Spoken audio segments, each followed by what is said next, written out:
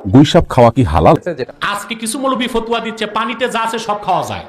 রাসূলের সামনে এই সান্ডা এই গোসাপ বা গুহিসাপ বা এই সান্ডা একে রান্না করে পেশ করা হয়। গুইসাপ জাতীয় একটা প্রাণীর কথা সহিহ বুখারীতে এসেছে। সুপ্রিয় দর্শক শ্রোতা, সান্ডা একটি মরুভূমি প্রাণী। তো এই সান্ডা নিয়ে দেশের মধ্যে তোলপাড় সৃষ্টি হয়ে গেছে। ফেসবুক, ইউটিউব সকল সোশ্যাল মিডিয়ায় দেখা যাচ্ছে সান্ডা।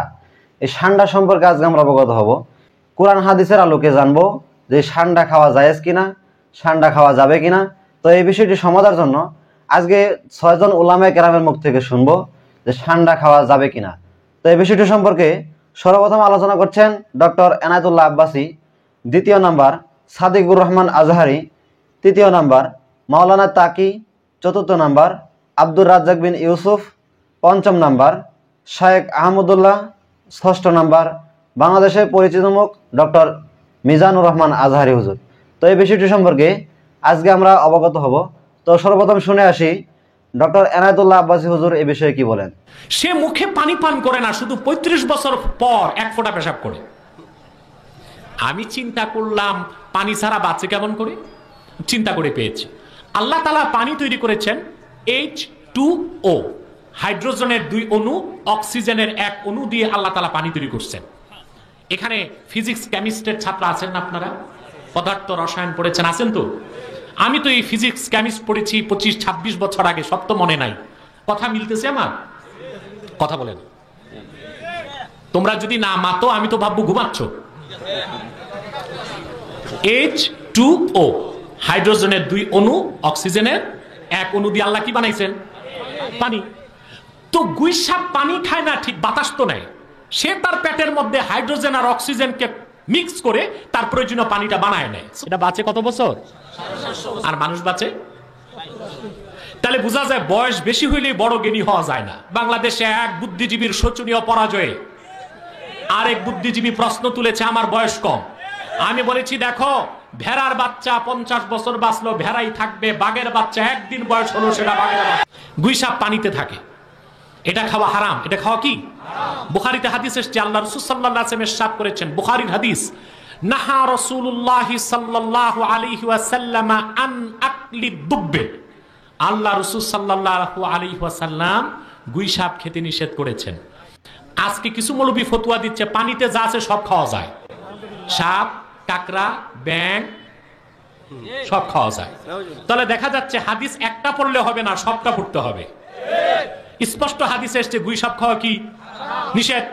তাহলে পানিতে যা আছে সবই যদি খাইতে হয়, তাহলে গুইসাপ, কুমির, কেঁচো, তারপরে সাপ, কচ্ছপ, কাকড়া সবই খাইতে হয়, ঠিক কিনা?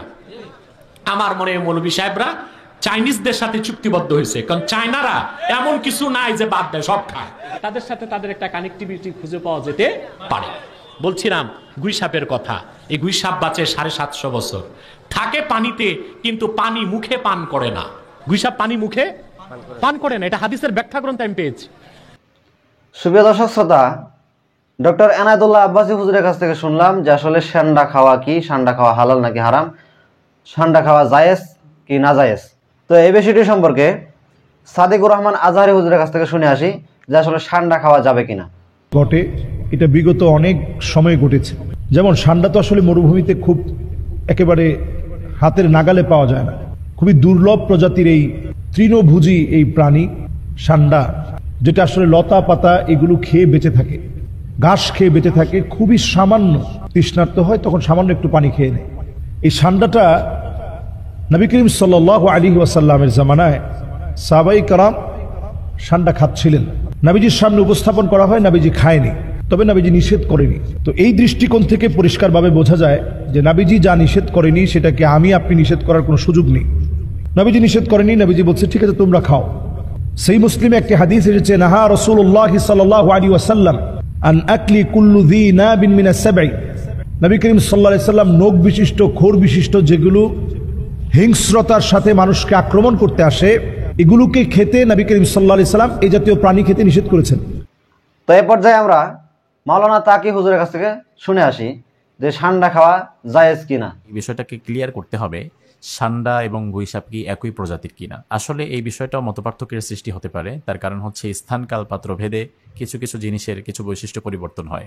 যেমন বাংলাদেশে আমরা যেই জলপাই খাই, এটাই কিন্তু সৌদি আরব এবং মিশরে আপনি গেলে তিন ফল নামে দেখতে পাবেন। অর্থাৎ বাংলাদেশের জলপাই একরকম, মিশর, সৌদি আরব সহ পৃথিবীর অন্যান্য প্রান্তের জলপাই অন্যরকম। কোরআনে যেটা আল্লাহ বলেছেন তিনই ওয়াজ জাইতুন, এই তিনটাই মূলত জলপাই টাইপের একটা ফল। তো যার ফলে স্থানকাল পাত্রভেদে ফলের বৈশিষ্ট্য বা কিছু প্রাণীরও বৈশিষ্ট্য হতে পারে। এই জন্য সান্ডা এবং গুইসাপ মোস্ট প্রবাবলি একই জাতের, একই প্রজাতির প্রাণী, কিছু স্বভাবজাত বৈশিষ্ট্য স্থানকাল পাত্র অনুযায়ী হতে পারে। এই মুহূর্তে আমরা জানতে চেষ্টা করব হাদিসে রাসূল সাল্লাল্লাহু আলাইহি ওয়াসাল্লাম সান্ডা খাওয়ার বিষয়ে আমাদেরকে কি রিকমেন্ডেশন দিয়েছেন। রাসূল সাল্লাল্লাহু আলাইহি ওয়াসাল্লাম সম্পর্কে মুসলিম শরীফের হাদিসে এসেছে, উহদিয়া লি রাসূলিল্লাহি সাল্লাল্লাহু আলাইহি ওয়াসাল্লাম আয-যাব। রাসূল সাল্লাল্লাহু আলাইহি ওয়াসাল্লামকে একদিন একটি সান্ডা উপহার দেওয়া হয়েছিল, হাদিয়া দেওয়া হয়েছিল। রাসূল সাল্লাল্লাহু আলাইহি ওয়াসাল্লাম উপহারকৃত সান্দাটি দেখে তিনি এটাকে রাখলেন, তবে নিজে এটা খেলেন না। সাহাবায়ে কেরাম জিজ্ঞেস করলেন, ইয়া রাসূলুল্লাহ, এটা কি আমরা খেতে পারবো বা এই বিষয়ে আমরা কি করব?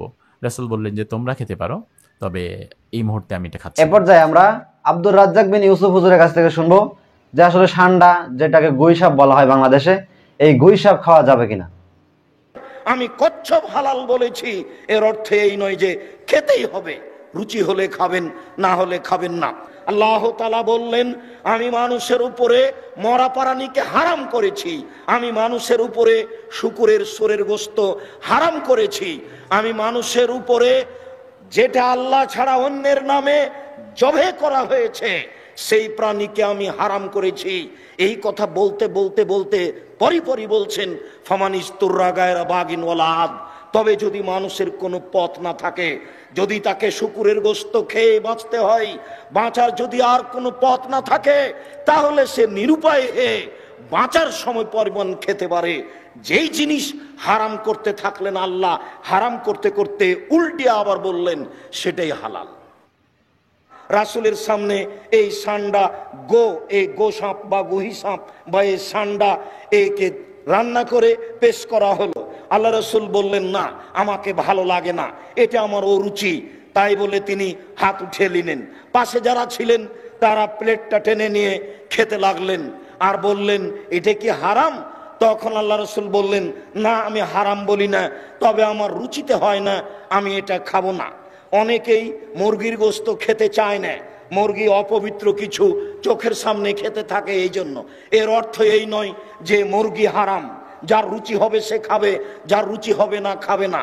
কুঁচে সাপ, কুঁচে ওই যে যাকে বলা হয় বান জাতীয় মাছ, যদি আপনার রুচি হয় খাবেন, না হলে খাবেন না। এর অর্থ এই নয় যে ওইটা হারাম, রুচি হলে খাওয়ার ব্যাপার, না হলে না খাবেন। প্রিয় দর্শক শ্রোতা, এ পর্যায়ে আমরা শেখ আহমদুল্লাহ হুজুরের কাছ থেকে শুনবো যে সান্ডা খাওয়া জায়েজ কিনা। গুইসাপ খাওয়া কি হালাল? গুইসাপ খাওয়া কি হালাল? গুইসাপ খাওয়া হাদিসের ভাষা, নবী সাল্লাল্লাহু আলাইহি ওয়াসাল্লামের ভাষা, এটা জায়েজ আছে অনেক উলামায়ে কেরামের মতে। তবে আমাদের উলামায়ে কেরাম এটাকে মাকরুহ বলেন, হারাম কেউই বলেন না। বিভিন্ন হাদিস দ্বারা গুইসাপ খাওয়ার বিষয়টির প্রমাণ পাওয়া যায়। কারো যদি রুচিতে কুলায়, ভালো লাগে, তিনি খেতে পারেন।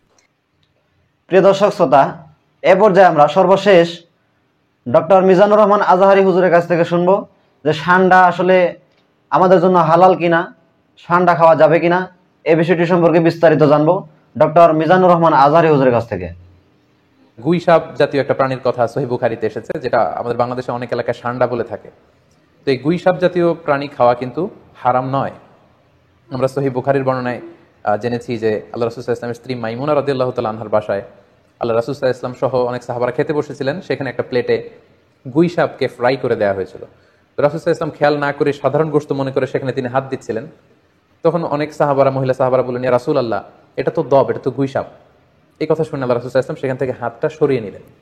তো এই দৃশ্য দেখে খালিদ ইবনে ওয়ালিদ রাদিয়াল্লাহু তাআলা আনহু জিজ্ঞেস করলেন, ইয়া রাসূলুল্লাহ, গুইসাপ খাওয়া কি হারাম? হারামুন আদ-দাব্বু ইয়া রাসূলুল্লাহ, আপনি যে হাত সরিয়ে নিলেন, গুইসাপ খাওয়া কি হারাম? আল্লাহ রাসূল সাল্লাল্লাহু আলাইহি ওয়াসাল্লাম বললেন যে না, গুইসাপ খাওয়া হারাম নয়, তবে আমি এটা খেয়ে অভ্যস্ত নই, আমাদের এলাকাতে এটা পাওয়া যায় না, এজন্য আমি এটা খাচ্ছি না। তাহলে বোঝা গেল এক্ষেত্রে এটা রুচির সাথে সম্পৃক্ত। সো গুইসাপ হালাল বলে যে গুইসাপ আমাদেরকে খেতে হবে, সান্ডা আমাদেরকে খেতে হবে, এমন কোনো কথা নেই। আপনার যদি রুচিতে কুলায় আপনি খাবেন, আর রুচিতে যদি আপনার না আসে তাহলে আপনি খাবেন না। আল্লাহ তাআলা আমাদের সবাইকে ইসলামকে সঠিকভাবে বুঝার, জানার এবং মানার তৌফিক দান করুক। আসসালামু আলাইকুম ওয়া রাহমাতুল্লাহি ওয়া মাওলানা মুহাম্মদ সাল্লাল্লাহু আলাইহি ওয়া আলা আলিহি ওয়া আসহাবিহি ওয়া বারাকা ওয়া সাল্লাম। আল্লাহুম্মা সাল্লি আলা সাইয়্যিদিনা ওয়া নাবিয়্যিনা ওয়া শাফিঈনা ওয়া হাবিবিনা ওয়া মাওলানা মুহাম্মদ সাল্লাল্লাহু আলাইহি ওয়া আলা আলিহি ওয়া আসহাবিহি ওয়া বারাকা ওয়া সাল্লাম। আউযু বিল্লাহি মিনাশ শাইতানির রাজীম। বিসমিল্লাহির রহমানির রহিম।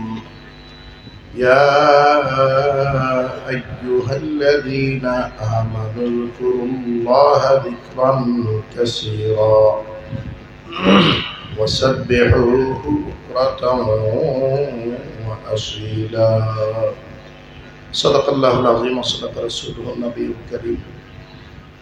আলহামদুলিল্লাহ, বাংলাদেশ মুজাহিদ কমিটি কাশিমপুর থানা শাখা ও এলাকাবাসীর যৌথ উদ্যোগে আয়োজিত আজকের ওয়াজ মাহফিল ও হালকা জিকিরের মাননীয় প্রধান অতিথি, প্রধান মেহমান, এদেশের লাখো কোটি তৌহিদি জনতার প্রাণের স্পন্দন, ধর্মীয় আধ্যাত্মিক রাহবার, নায়েবে আমিরুল মুজাহিদিন শেখুল হাদিস আল্লামা মুফতি সৈয়দ মোহাম্মদ ফয়জুল করিম শেখে চরমনাই, আজকের এই মাহফিলে আগত জাতির শ্রেষ্ঠ সন্তান হযরত উলামায়ে কেরাম, সামনে উপস্থিত আমার দিনদার, পরহেজগার, ঈমানদার মুসলমান ভাইয়েরা, বিশেষ করে যুবক বন্ধুগণ, পর্দার আড়ালের আমার মা ও বোনেরা, আল্লাহ পাকের দরবারের লাখ তার আড্ডায় বসত। তখন তো কেউ জায়েজ না জায়েজের ফতুয়া খুঁজে না। আগে তো দাড়ি কামাইতো, সরমনের হুজুরের কাছ থেকে আইয়া দাড়ি রেখে এখন পাক্কা একটা মুসল্লির ভেষ ধরে মসজিদে আল্লাহ আল্লাহ করে, কান্নাকাটি করে। এখন দিল্লি দিতে শুরু করলেন, আগে করলেন না কেন? আগে তো সেমরিনা চাইছে, তখন তো কিছু করলেন। আগে সান্দাবাজি ধান্দাবাজি করছে, তখন তো কিছু করলেন। এখন একটু ভালো হইতেছে, শয়তান ঠিকানা, এই জন্য মানুষের ভিতরে শয়তান ঢুকছে, মানুষ শয়তান দিয়ে শয়তান শুরু করছে। কথা ঠিক না?